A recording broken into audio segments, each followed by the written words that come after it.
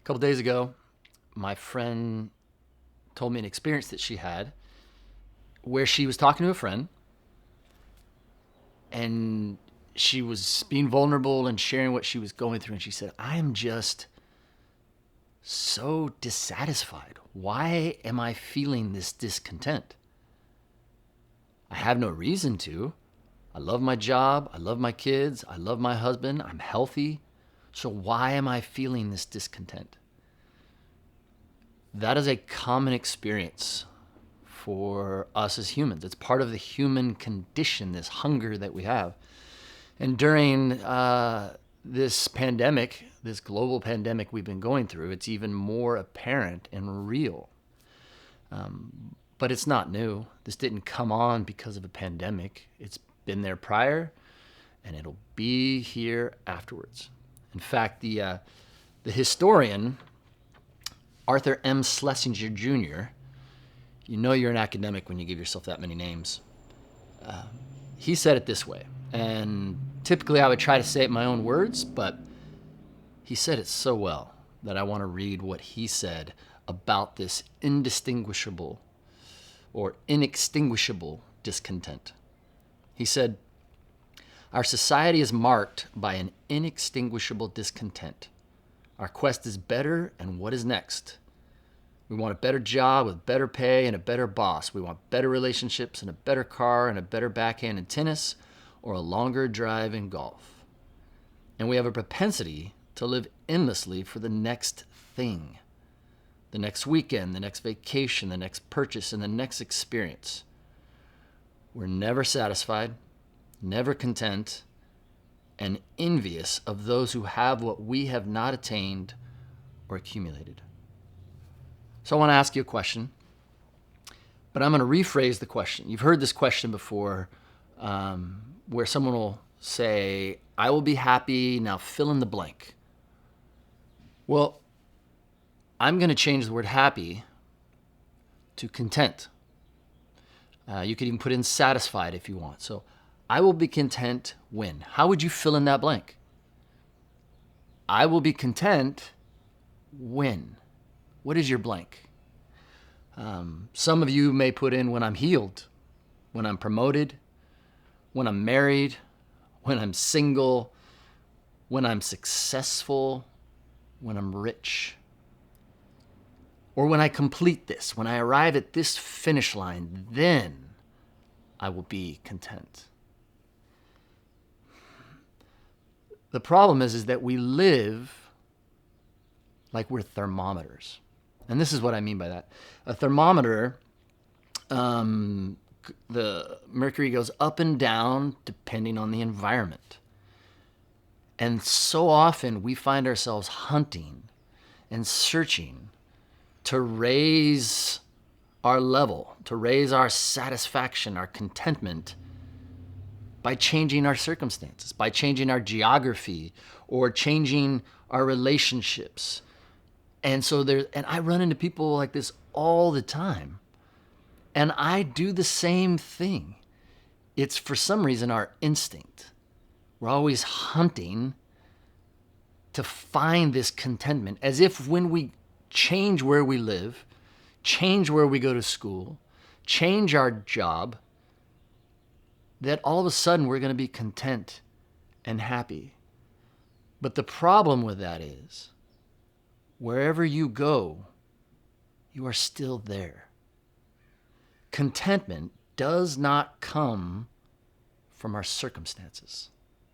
So where does it come from? And that's what we're going to look at. We are going through the series called The Space Between. And it applies to Lent because we're journeying with Christ as he heads to the cross. And the space between, it's like in the graphic that we use, it's a circle. You could even think of it like a cage, because sometimes we think the space between is like an imprisonment, and we're just waiting for the gate to open so that we can escape from this space that we're in, instead of realizing that we're never trapped, but this is a process. I think of Psalm 23, walking through the valley of the shadow of death. The thing is that we're never meant to stay in that valley. And we need to keep walking because we will make it through. But that process is so important. And so this man-made time that we call Lent is meant for that. It's a time of preparation. And so we're not imprisoned. We're in the space between, where there's nothing that we can do to change our circumstances other than continue to walk. And when we belong to our Heavenly Father, then He is using this space to create something in us, to make us more like Him, to set us free at times.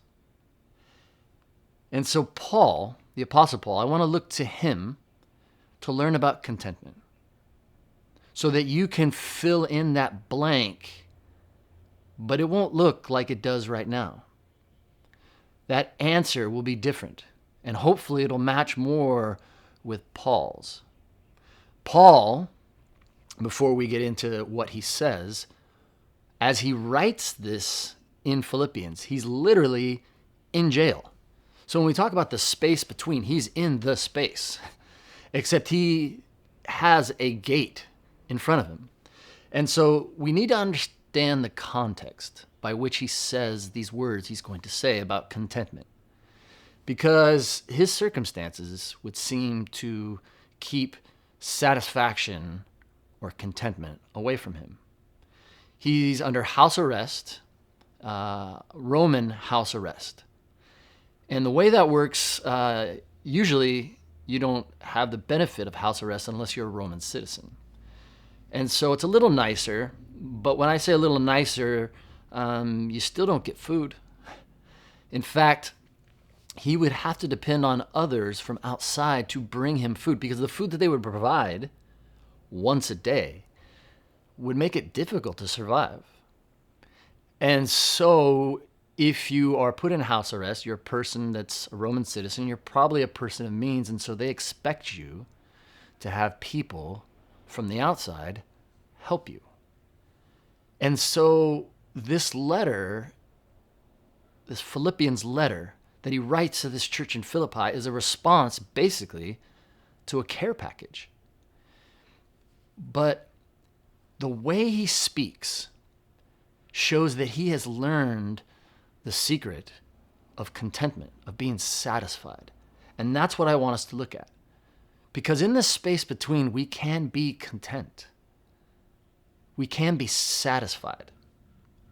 So it's always best when you have your own Bibles. We put the verse on the screen, but it's always best when you have it right there, because then hopefully afterwards you'll continue to read and meditate on the word.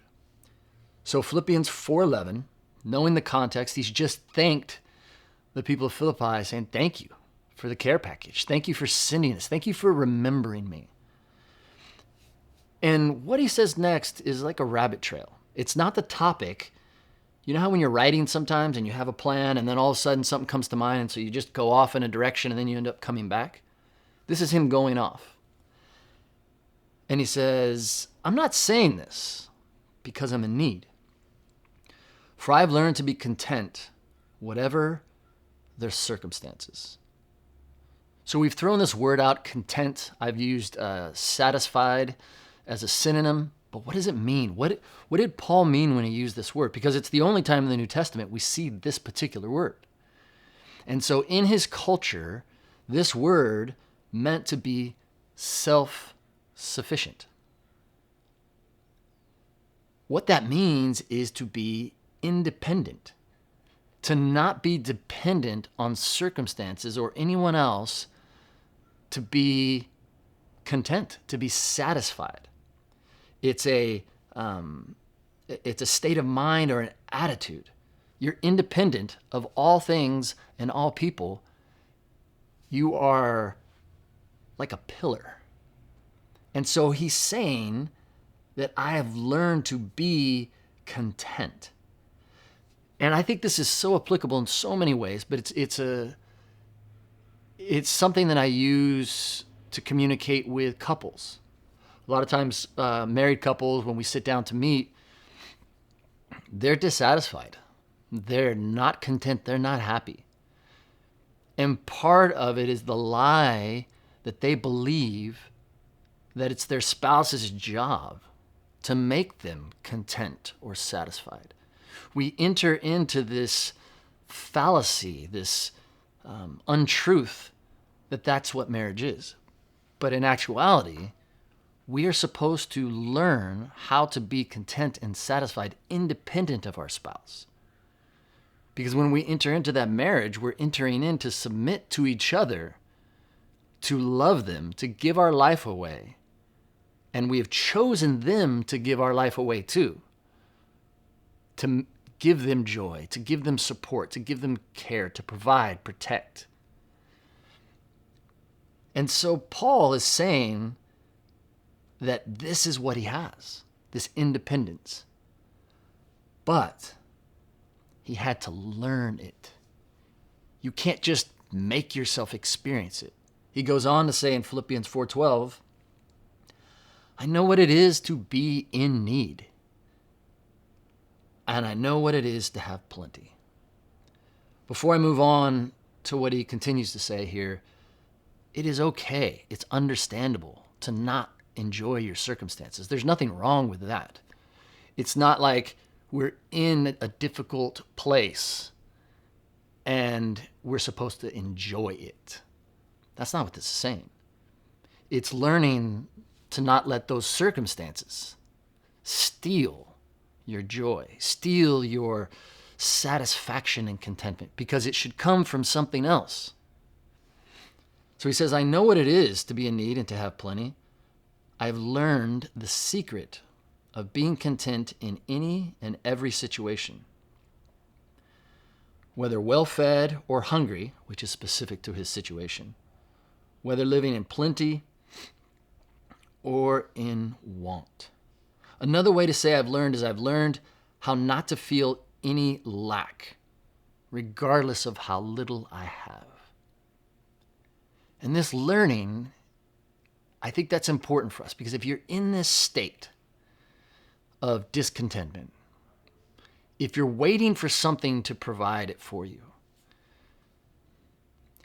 you will learn that it doesn't last, that it doesn't work.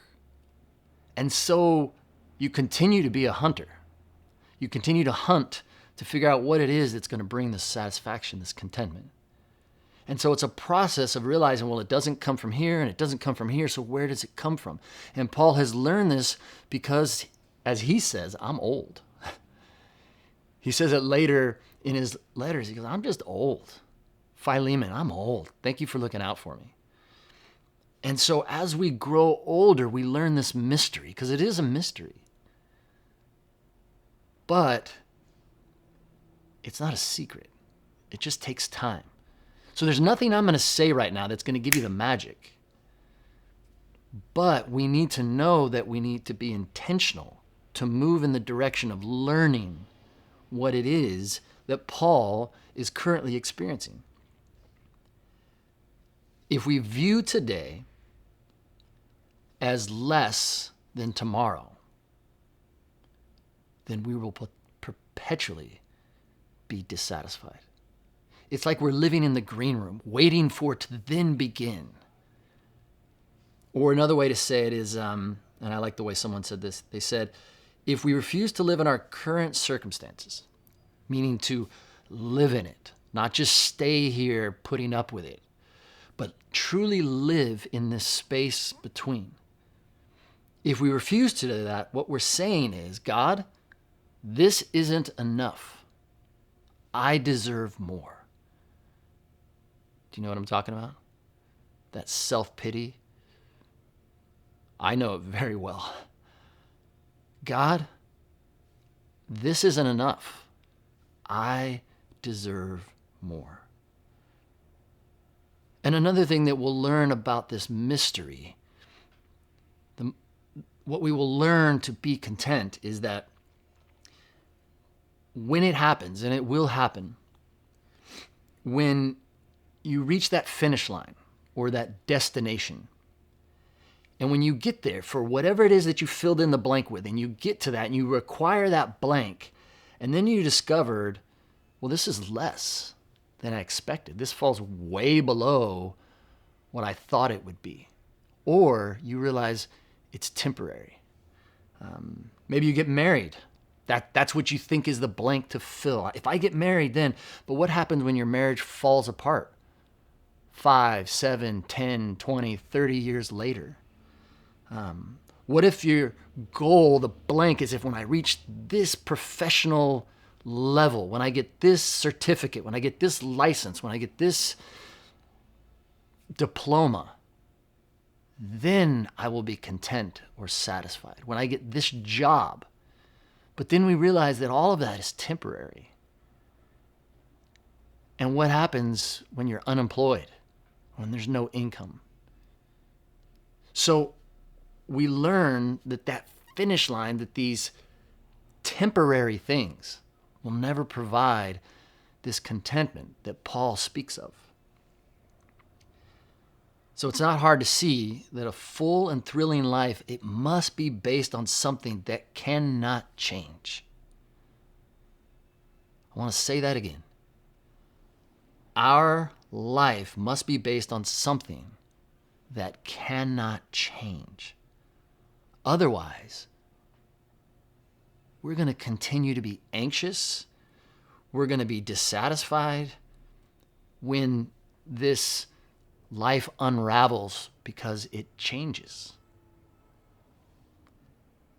So I want us to go back to that question. I will be content when? And I want you to think about your answer. I want you to have that answer in your mind right now. So if your ship never comes in, if your dream never comes true, or if your situation never changes, will you still be content? Will you be satisfied? If not, you need to now confess to God that you are discontent. And that is a confession, because it means we're putting our trust in something else. Jesus said, I came so that you could have life and have it to the full. We turn to him. And when we turn to something else, we will be discontent. Again, I want to reiterate, that doesn't mean that we're not heartbroken when our health fails. It's a drag. It doesn't mean that we're not sad when we can't have children. That is a time to mourn. It doesn't mean that when we lose someone dear to us, that we shouldn't be unhappy. There is a time for mourning when that job we had or that job we wanted is out of our grasp. But none of those, if we had them, would create that contentment, because they change, because they're temporary, because they fall well below expectations. But there are prescriptions, and we're going to talk about it not just now, but also in a couple weeks. Prescriptions from others that have learned the mystery of being content, of being satisfied. So I've already shared with you what Paul said, but I want to share with you what one of my heroes said. Elizabeth Elliot, her and her husband were missionaries, and they went to a very difficult place to share this good news of Jesus, this full life that Jesus offers, this salvation. And they went to an indigenous people, and her husband was murdered by those indigenous people. And there's a beautiful story that happens much later between the Elliots, Elizabeth and her family, and the indigenous people. If anybody could complain about their circumstances, it would be her. But this was what she said, not just about this particular circumstance, but about life. And she says this when she's older, because that's usually when the secret is clearer to us. She says, the secret is Christ in me, not me in a different set of circumstances. I want to say that again. The secret is Christ in me, not me in a different set of circumstances. There's another man who gives a prescription, a brilliant man named John Stott, theologian. And remember during Ash Wednesday for us, we did it on a Sunday, we said, from dust we came, and to dust we return, talking about the temporariness of life here. And so these physical bodies are literally made of the earth. The elements that we are made up of can be found in dirt. And so from dust we came, and to dust we return. And John Stott said this about that and contentment and satisfaction. He said, contentment is the secret of inward peace. It remembers the stark truth that we brought nothing into the world, and we can take nothing out of it. Life, in fact, is a pilgrimage from one moment of nakedness to another. So he says we should travel light and live simply. Our enemy is not possessions, but excess. Our battle cry is not nothing, but enough. We've got enough. Simplicity says if we have food and clothing, we will be content with that. And then I will share something from my experience. That this enough that John Stott talks about, this enough that Elizabeth Elliot speaks about, this Christ in me, it's meant to be shared. And when we share it, we experience more of that contentment. My mom, she's been married quite a few times, and she lost her fourth husband quite a few years back, and she was devastated. And she called me, and it's not her tendency to call, but she called, and I thought she would call to mourn some more. But she said, you know what, something interesting happened. She said, I was in a couch of self-pity at losing Bobby. She said, but then my friend called me, desperate because her friend had cancer. And so my mom, she ended up sharing. She went and picked up food. She showed up. She was present with her friend. And she said, the unique thing is my mourning didn't disappear because my friend had cancer. But she said, I was able to take this mourning and I could relate with her and I could sit next to her. And so Paul says, I've learned to be content. But still, as he says just 2 verses later, he says, but you know what? It was good of you to share in my troubles because we still need each other. That's a common theme that keeps coming out and all that we've been looking at in this space between. We were meant to be together. I've heard a lot of people over the past decade talk about church and say, we don't really need the church. The church is getting in the way of people following Christ. I'm sorry, that's ridiculous. The church was founded by Jesus. And maybe it takes on some forms that aren't as good as they could be. But really, what is a good form? A church is the gathering of the people that come together to love God and to love people together. And in what they did for Paul, it was the church being the church. It's a congregation. It's us being together. We need each other. So however that looks, as long as it's under the lordship of Jesus Christ, when people gather together, it will always be beautiful. It'll look different from the other groups, the other churches, but it will always be beautiful. So let me close again with Paul's words. Yet it was good of you to share in my troubles. The next time I speak, I will communicate verse 13, which I think is even more of what Paul intended to communicate to the church in Philippi, of where we can find this contentment, of what Elizabeth Elliot says when she said, it's Christ in me and not me and my circumstances. God bless. See you in a couple weeks.